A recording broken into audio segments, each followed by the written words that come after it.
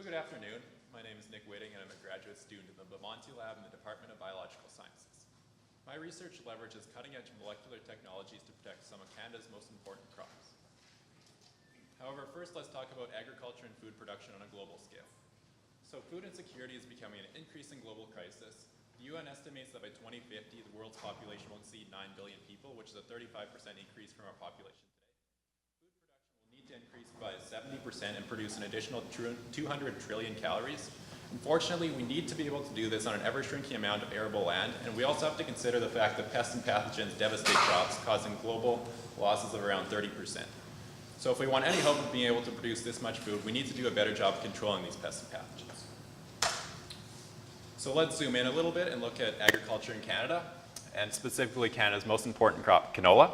So canola was developed right here at the University of Manitoba 40 years ago by Dr. Balder Stephenson. It contributes $27 billion to the Canadian economy annually and also produces 250,000 jobs. Canada is the world's largest producer of canola, and production continues to grow year after year.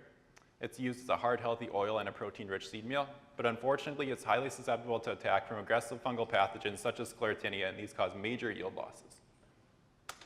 So Sclerotinia needs taming. Sclerotinia is also known as white mold. It has an enormous host range of over 450 host plants. Unfortunately, 90% of Canadian canola fields that were surveyed showed signs of Sclerotinia infection, and these cause around $600 million in lost yields annually. There are certain aspects of Sclerotinia's life cycle that make it extremely difficult to control with conventional methods. So essentially, farmers are being taken hostage by this devastating necrotroph as it wreaks havoc upon their canola fields. So like I mentioned, Sclerotinia's life cycle is quite complex, and this leads to the difficulty in controlling it. So Sclerotinia overwinters in the soil as sclerotia. These are hard melanized resting structures. In the spring, they germinate to form apothecia. These apothecia produce spores that fly through the air and land on senescing tissues such as canola petals. This is where the spores germinate, and as the petals fall off of the flower and onto the canopy of leaves below, the fungus launches its attack and quickly overwhelms the plant. New sclerotia are formed within the stem of the plant, and this cycle repeats year after year. So in the Belmonte Lab, we like to emphasize the importance of studying the biology of the pathogen before jumping in and trying to design an effective control strategy.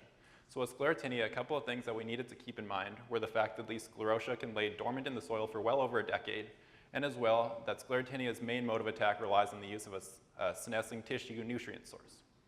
So current control methods predominantly used by producers these days are broad-spectrum fungicides. However, these have a couple of issues. So first of all, they're becoming increasingly ineffective due to resistance developing, and as well, there are growing concerns about their potential toxicity and the harm that they may cause to beneficial organisms within the agroecological environment. So in order to alleviate our dependence on these broad spectrum and potentially toxic chemicals, our solution relies on a species-specific, sustainable, and novel technology known as RNA interference, or RNAi. So since I know not everyone here is a biologist or has a background in biology, I'll briefly go over the central dogma. So genetic information within the cell is encoded within the DNA. This genetic information is transcribed into transient carrier molecules called RNA molecules. And eventually these RNA molecules are translated to form your proteins. So RNA interference uses molecules called double-stranded RNAs, which target complementary mRNA molecules within the cell to be degraded, thus preventing the production of essential protein. So some of the many benefits to RNA interference include that it's specific. It only targets the gene and organism that it's intended to. It's environmentally friendly.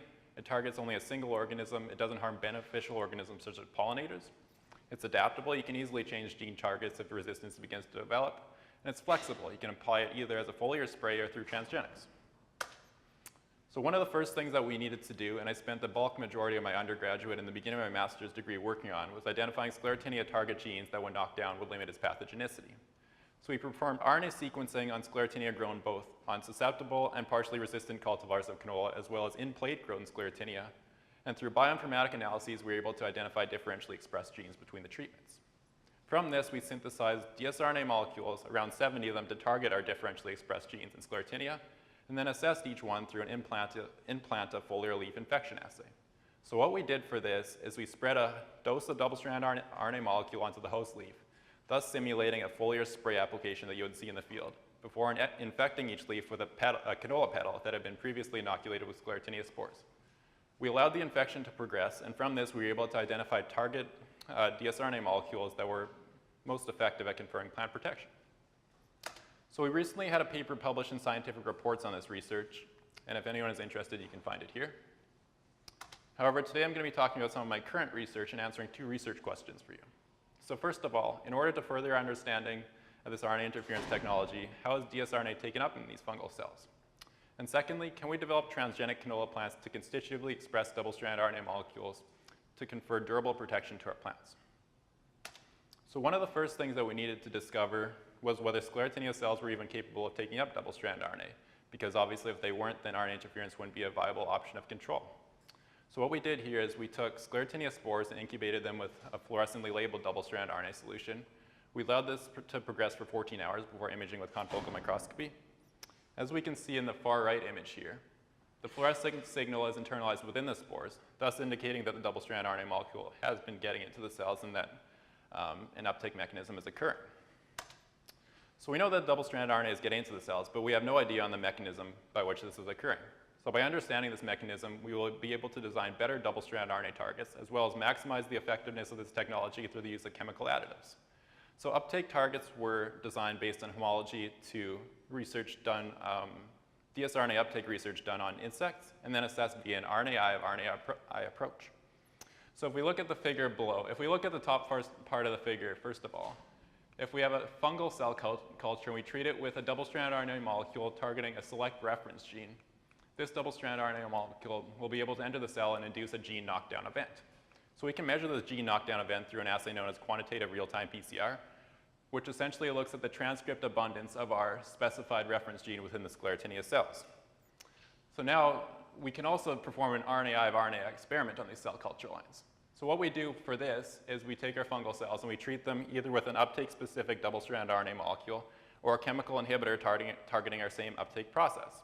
So essentially what we have is fungal cell cultures that are now not capable of taking up further double-strand RNA treatments.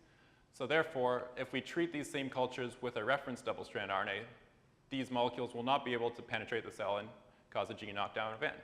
We can measure these levels again through quantitative real-time PCR. So we perform these RNAi of RNAi experiments on a whole list of candidate genes involved in a specific endocytotic process. For those of you that aren't familiar, endocytosis is a receptor-mediated form of uptake found in eukaryotic cells that occurs through vesicular networking. So as we can see on the graph on the right here, we have our relative expression levels of our targeted reference gene for fungal liquid cultures that have been treated with a specific double-strand RNA molecule targeting an uptake gene. Whereas on the right here, we have fungal cultures that have been treated with a chemical inhibitor targeting the same process. So we can see between the two graphs, they're quite similar. The response of the fungal cultures is similar. So if we first look at the middle bar on both of our graphs, these fungal cultures have been treated solely with double-strand RNA targeting a reference gene. We observe that there's a gene knockdown event in both cases. However, if we look at the far right bar on both of our graphs, these cultures have been either treated with double-strand RNA targeting our uptake gene or a chemical inhibitor targeting the uptake process before our reference double-strand RNA. As we can see here, there's no knockdown observed.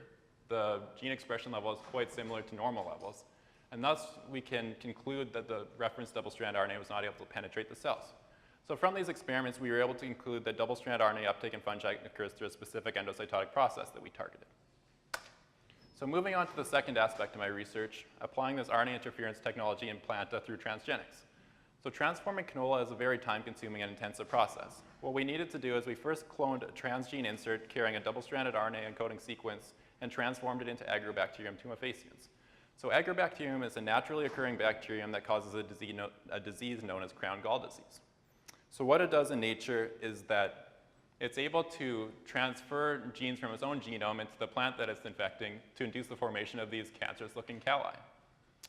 It also induces the plant to produce nutrients that's transformed to the bacteria. So naturally, scientists were able to engineer and take advantage of this natural process such that we can now use Agrobacterium to transfer transgenes to, in this case, canola tissue culture. So what we did is we took our transformed Agrobacterium and dipped canola cotyledons into this solution. Through the transfer to many different media types, we were able to induce the formation of calli, then leaves and shoots, and then finally roots. At this point, we then transferred our plants to soil and grew them to seed. So from these transgenic plants, we performed a leaf infection assay similar to the one I described previously with the canola petals. So as we can see in the top graph here, as well as the leaf pictures to the right, When compared to our wild-type Westar plants, which are the dark blue bar here, we observe a significant reduction in lesion size. Each one of these bars represents a different gene process that was targeted in sclerotinia. So for example, we have toxin production, stress response, as well as mitochondrial import. As well, another thing that we did with these leaves is we collected tissue from the site of infection, extracted RNA, and this bottom graph is measuring the RNA abundance levels of our targeted transgene in the fungal RNA. So as we can see here, in sclerotinia that was grown on our transgenic plants, the transgene that that plant was targeting was able to knock down our specified gene in the fungus, thus indicating that our transgene is being expressed in the plant. So from these plants, we grew them to maturity, collected seed, and then grew our next generation of plants. So in the second generation of plants, we performed a similar leaf infection assay, and as you can see in the graph here, we achieved a similar reduction in lesion size. This is an indication of the durability of our transgene through multiple generations. So a second implant inoculation experiment that we wanted to perform was a stem inoculation experiment. So this is the industry standard for sclerotinia inoculations. Now what we did here is we placed a hyphal plug of actively growing sclerotinia onto the host stem before wrapping it in parafilm. This induced the formation of a lesion, and we measured its length at set times. So as you can see on this graph, we achieved a very significant reduction in lesion size in each one of our transgenic lines. As we can see in the pictures on the right, when looking at our wild-type Westar plant, the lesion size is quite enormous. The penetration has likely gone into the vasculature and become systemic. Whereas with our transgenic plants, the lesion size is much smaller, more superficial, and likely the penetration is not very deep. So to summarize, so the global population continues to grow at an alarming rate, and in order to feed the upcoming population, we need to have a paradigm shift. So pests and pathogens cause massive yield losses annually, and in canola in particular, sclerotinia is devastating. We believe that RNA interference can provide an environmentally safe and more effective alternative to conventional fungicides. We have conferred plant protection both as a foliar spray and via transgenic plants, as well as gained a better understanding of this technology through looking at the uptake mechanism of the double-strand RNA.